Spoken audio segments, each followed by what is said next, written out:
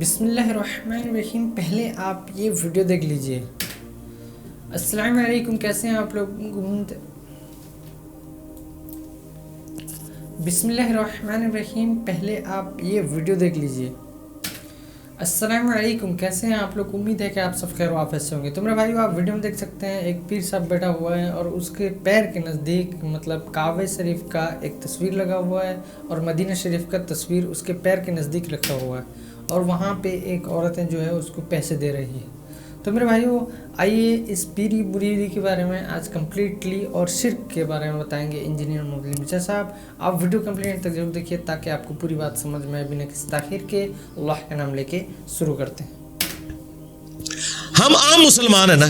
اب مجھے بتائیں، اللہ کے فضل سے میں نے جو سٹیٹس اویل کیا ہے اس دعوت کے عوض ختم نبوت کی برکت سے، اس طرح کا سٹیٹس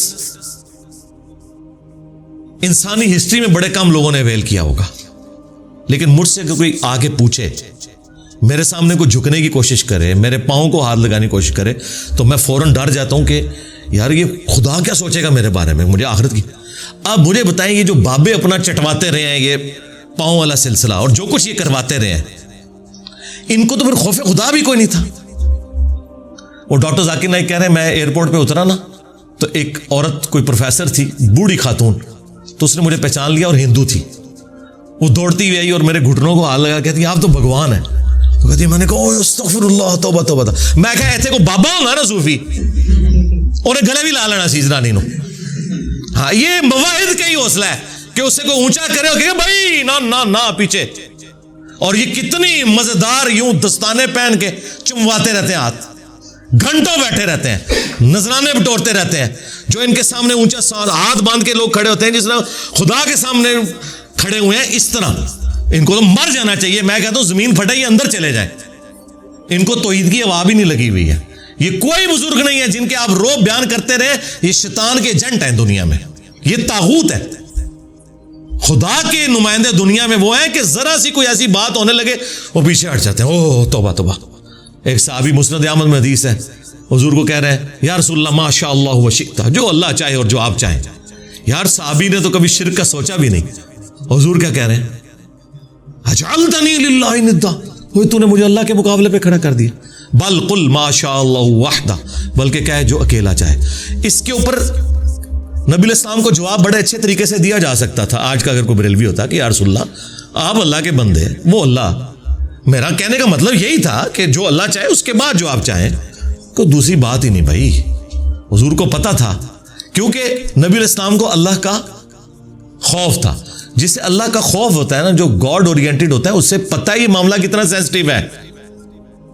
اللہ تعالیٰ کس قسم کی توحید چاہتا ہے اپنے بندوں سے. جن لوگوں کو توحید کا تعارف نہیں ہے نا، وہ آپ کو یہ سارے کرتب کرتے ہوئے نظر آئیں گے اور اتنے بڑے بڑے دعوے کرتے ہوئے نظر آئیں گے. دعویٰ جس نے کر دیا نا کہ میں کر لواں گا، ٹھیک ہے، ہاں یہ آپ دعویٰ کر سکتے ہیں کہ انشاءاللہ میری اتنی پریکٹس ہے کہ میں سینچری مار لوں گا، یہ آپ کر سکتے ہیں. خدا سے متعلق کوئی دعویٰ کہ آخرت کسی کی آپ سنوار سکتے ہیں، یہ دعویٰ کرنا شرک ہے. ہاں، دنیا میں آپ دعویٰ کر سکتے ہیں. کوئی بھی بندہ کہہ سکتا ہے کہ میں نے اتنی محنت کی ہے کہ میں پرائم منسٹر بن جاؤں گا، تیرا حق ہے، تو کہہ. لیکن تو خدا سے متعلق چیز کوئی بیان کرتا ہے کہ میں مریض جنت میں لے جاؤں گا، توبہ توبہ توبہ. ڈر جا، تجھے تو اپنی آخرت نہیں پتا تیرے ساتھ کیا ہونے والا ہے. تو یہ دعوے صرف وہ لوگ کرتے ہیں یا وہ شیطان کے ایجنٹ ہیں دنیا میں، یا جاہل مطلق ہیں، پاگل، مینٹل، مجنون، کلندر، جو مرضی بھی لفظ کر دو. ورنہ جس میں تھوڑی سی عقل ہے وہ اللہ سے ڈرتا ہے، وہ کبھی سوچ بھی نہیں سکتا. سورۃ الاعراف کی آیت نمبر 188، جو میں کہتا ہوں قرآن کی سب سے سخت آیت ہے عقیدہ توحید کے حوالے سے. اور یہ آیت اگر آپ چوک میں اعلیٰ حضرت کا ترجمہ پڑھ کے بھی سنا دینا تو آپ کے اوپر 295 انہوں نے لگا دینی ہے. قل لا املک لنفسی نفعا ولا ضرا. وہی بات اے نبی، تم خود فرما دو اپنی مبارک زبان سے کہ میں تو اپنی جان کے لیے بھی کسی نفع و نقصان کا مالک نہیں ہوں. باقی تو شاید چھڑ دو. الا ما شاء اللہ، ہاں جو اللہ میرے لیے فیصلہ کرے. اس نے فیصلہ کرنا ہے کہ مجھے کون سی نفع مند چیز پہنچے گی اور کون سی نقصان والی. اچھا، بعض جاہل مولویوں نے نا الا ما شاء اللہ کو اس طرح ریلیٹ کیا کہ ہاں جو اللہ چاہتا ہے نا اتنا میں نفع نقصان کا مالک ہے ہوں. اندازہ کریں. وہ بھی جھوٹ نکلا. یہ تو حضور اپنی بات کر رہے ہیں, آپ کے نفع نقصان کی تو بات پھر بھی نہیں ہو رہی. میں اپنی جان کے لیے بھی کسی نفع نقصان کا مالک نہیں مگر جو اللہ چاہے. تو یہ انہوں نے جو دھوکہ دیا وہ اسی آیت میں پکڑا گیا. اگلی بات اللہ نے اور کھول کے بیان کر دی تاکہ موٹے دماغ والوں کو بھی سمجھ آ جائے. وَلَوْ كُنْتُ أَعْلَمُ الْغَيْبِ, اگر میں خود سے غیب کو جان لیتا, لَاسْتَكْثَرْتُ مِنَ الْخَيْرِ, تو میں خیر کثیر جمع کر لیتا. ہاں وہ غیب تو ہم مانتے ہیں جو اللہ تعالیٰ وحی کے ذریعے بتاتا ہے. جو وہ نہ مانے وہ تو کافر ہے, وہ تو نبی کی شان ہے. وَمَا كَانَ اللَّهُ لِيُطْلِعَكُمْ عَلَى الْغَيْبِ وَلَكِنَّ اللَّهَ يَجْتَبِي مِن رُّسُلِهِ مَن يَشَاءُ. اللہ کی یہ شان نہیں کہ ہر ایک کو غیب پر اطلاع دے, وہ اپنے پیغمبروں میں سے جسے چاہتا ہے چن لیتا ہے. اور تمہارا کام ہے اللہ اور اس کے پیغمبروں کے اوپر ایمان لے کر آؤ. لیکن اگر نبی علیہ السلام خود سے غیب جان لیتے کہ مستقبل میں کیا ہونے والا ہے, تو اے نبی تم فرما دو میں خیر کثیر جمع کر لیتا. ظاہر ہے جب آپ کو مستقبل کا حال پتہ چل جائے, آج کے دور میں سمجھنے کے لیے کہ ڈالر کی قیمت یا گولڈ کی اوپر جانے والی ہے, آپ دیکھیں اس ایک سال میں ڈبل ہو گیا گولڈ. مجھے اس لیے پتا ہے کہ مجھے اس دفعہ ڈبل زکات نکالنی پڑی ہے اسی گولڈ کی جو گولڈ اتنا ہی پڑا ہوا ہے, زکات ڈبل دینی پڑی ہے. کیوں؟ قیمت اوپر چلی گئی. تو اگر یہ بات اس وقت لوگوں کو پتا ہوتی تو لوگوں نے اپنے پلاٹ بھی بیچ کے نا گولڈ لے کے رکھ لینا تھا. پلاٹس اتنے اوپر نہیں گئے جتنا گولڈ گیا. وما مسنی السوء, خیر کثیر بھی جمع کر لیتا اور کبھی مجھے کوئی تکلیف نہ پہنچتی. یقیناً اگر کسی شخص کو یہ پتا چل جائے کہ آج اتنے بجے اگر یہ روڈ کراس کرے گا تو ایک ٹریلے کے نیچے آ کے مارا جائے گا, وہ اس دن نہیں پوری زندگی اس روڈ کو کبھی کراس نہیں کرے گا, دوسرے راستے سے جائے گا. لیکن ایسا نہیں ہوگا, کبھی بھی نہیں ہوگا. اللہ تعالیٰ نے اس طرح کا کبھی کسی کو اختیار دیا ہی نہیں ہے. جو دیا وہ غیبی خبر کے طور پر دیا اور وہ ٹال نہ کوئی سکا. وہ ویسے ہی ہوا جیسے صحیح مسلم میں حدیث ہے, حضرت عمر کہتے ہیں نبی علیہ السلام نے غزوہ بدر سے ایک دن پہلے زمین پہ لکیریں کھینچی, کل یہاں ابو جہل کی لاش ہوگی, یہاں عتبہ کی, یہاں شیبہ کی, اور اللہ کی قسم انہی جگہوں پہ اگلے دن وہ لاشیں پڑی ہوئی تھی. یہ حضور کو اللہ تعالیٰ نے غیبی خبر دی, وہ ٹال نہیں سکتی تھی کبھی بھی. تو اے نبی تم فرما دو کہ اگر میں خود سے غیب جان لیتا تو میں خیر کثیر جمع کر لیتا اور نہ مجھے کوئی تکلیف پہنچتی. ان انا الا نذیر و بشیر, میں تو نہیں ہوں مگر ڈر سنانے والا اور خوشخبری سنانے والا. لقوم یؤمنون, ان کے لیے جو بات ماننا چاہیں ایمان لانا چاہیں. میرا سٹیٹس پیغمبروں والا ہے, میں کسی کے نفع نقصان کا مالک نہیں ہوں. اور نفع نقصان میں وہ ساری چیزیں ہیں, آکسیجن, کھانا پینا, ٹوائلٹ یعنی پیشاب, نیند, یہ تمام چیزیں. اگر رسول اللہ کا یہ سٹیٹس ہے سرکار تو بابے تو شاہی کوئی نہیں. ہاں کیونکہ میرے نبی سا ہے ہی کوئی نہیں, تیرے بابے تھے شاہی کوئی نہیں. اس لیے میں کھول کھول کر چیزیں بیان کرتا ہوں تاکہ کسی موٹے دماغ میں بھی کوئی کہیں کو کیڑا گھسا ہوا ہے نا, کسی شیطان نے گھسایا ہوا ہے تو اسے سمجھ آ جائے.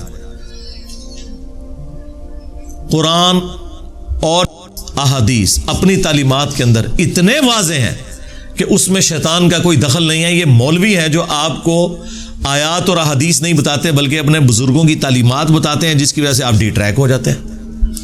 اور پھر جب ہم آپ کو سمجھاتے ہیں تو ان کی چیخیں نکلتی ہیں, کیونکہ انہیں پتہ چل جاتا ہے کہ آپ انجینئر صاحب جو بتا رہے ہیں نا, تو سب سے پہلے تو آ کے ہمارے گاٹے ہماری عوام نے فٹ ہونا ہے کہ جناب تسی کے سانو قرآن حدیث پڑھا دے رہے. حضور کے لیے سب سے سینسٹیو ایشو ہے ہی توحید تھا, اس لیے آپ نے آخری وقت کے اندر توحید کے اوپر ہی بات کی ہے. بخاری مسلم دونوں میں حدیث ہے. اما عائشہ سلام اللہ علیہا کہتی ہیں کہ نبی علیہ السلام کے آخری دن بیماری کے چل رہے تھے, آپ تکلیف کی وجہ سے بار بار اپنی چادر اپنے چہرے مبارک سے ہٹاتے, پاس ایک پانی کا برتن تھا اس سے ہاتھ گیلا کر کے بخار کو ٹھنڈا کرنے کی کوشش کرتے, اور بار بار یہ کہتے لعن اللہ الیہود والنصارى اتخذوا قبور انبیائہم مساجدا, اللہ کی لعنت ہو یہود و نصارہ کے اوپر, انہوں نے اپنے نبیوں کی قبروں کو سجدہ گاہ بنا لیا تھا. آخری وقت کیا بات ہو رہی ہے کہ نبیوں کو اللہ کے مقابلے پہ کھڑا نہ کر لیا جائے. اور اما عائشہ کہتی ہیں رسول اللہ ہمیں ڈرا رہے تھے, اور اگر یہ خدشہ نہ ہوتا کہ لوگ رسول اللہ کی قبر پہ سجدے شروع کر دیں گے تو میں حضور کی بیوی ان کی قبر مبارک کو لوگوں کی زیارت کے لیے اوپن چھوڑ دیتی, یعنی حجرے کی دیوار گرا دی جاتی, جو چاہے جس وقت چاہے قبر رسول پہ حاضر ہو. हुजरे की दीवार नहीं अम्मा आयशा ने गिराई, आज तक नहीं गिरी अल्लाह के फजल से। आज भी वो खैर अब तो बहुत पीछे जा चुकी है, अब जालियां हैं उसके आगे। अम्मा आयशा को तो किसी ने नहीं कहा कि हुजूर ने कहा था मुझे तो तुमसे शिरक का खदशा ही नहीं है, तो आप आखिरी वक्त में इसको शिरक से क्यों रिलेट कर रही हैं? उस ज़माने में कहानियां नहीं होती थी, वो आप मेरी वीडियो देखें, मुझे तुमसे शिरक का खौफ नहीं। वो हुजूर ने स्पेसिफिकली सहाबा इकराम के बारे में कहा था, और सहाबा के पैटर्न पे सिर्फ एक जमात क़यामत तक शिरक से महफूज रहेगी, ये मैं मानता हूं, एक जमात। जिस तरह के बनी इसराइल पूरी की पूरी गुमराह हो गई, ये उम्मत पूरी गुमराह नहीं होगी। इसलिए हुजूर ने कहा था मुझे अपनी उम्मत से शिरक का खौफ नहीं कि ये सारी मुशरिक हो जाए। बाकी वो वीडियो आप देख लें।